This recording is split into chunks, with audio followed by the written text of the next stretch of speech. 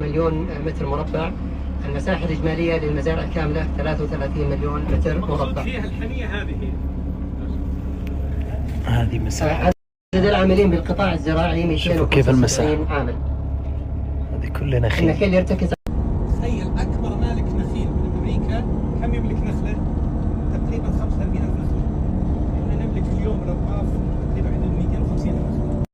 شيء كثير بالشعوب السعودية يكون أمريكا ما يقدر يعتمد على عدد كبير لأن عنده مشكلة عمالة، فتلقى الأبو وعياله ومرته هم اللي يصونون النخل، ما يقدر يجيب عمالة.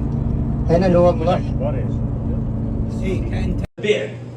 لما تبيع لنا تمر يمكن يعرفون الشيبة الأولين، حبة ثقيلة حبة خفيفة. كيف يقطفون الخلب وقت يصير اللي تمر ثقيل عشان يعطي وزن، عشان يعطي فلوس. فهم يقولون له يلا الحين احصد. ما شاء الله تبارك الرحمن.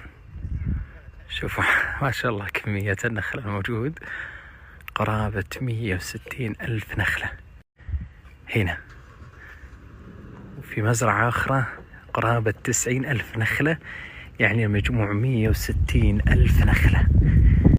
كم تنتج سنويا من التمر؟ كم تنتج من الفلوس والأموال؟ لكن كل الأموال اللي ينتجها النخيل هذا والله ما أدري كيف أقولها، لكن هي عظمة علاقة ربانية ما هي بسهلة.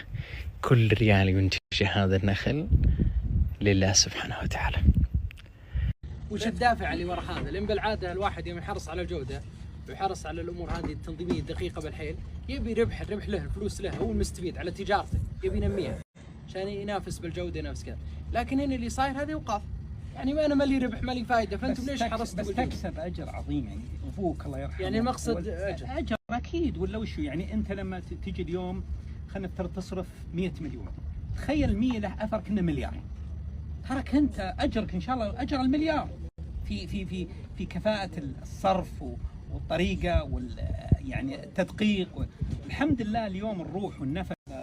يعني حتى الصدقة ودك انها تجي من افضل ما الى ان تنالوا البر حتى تنفقوا مما تحبون، من افضل ما يكون. ايوه صح. بعضهم الناس يقول هذا وقف، خلي اللي يصير. وحنا دائما نشوف انه يعني كل ما زودت الاجر كل ما نفع هالموقف، الله يرحم الوالد نفعه.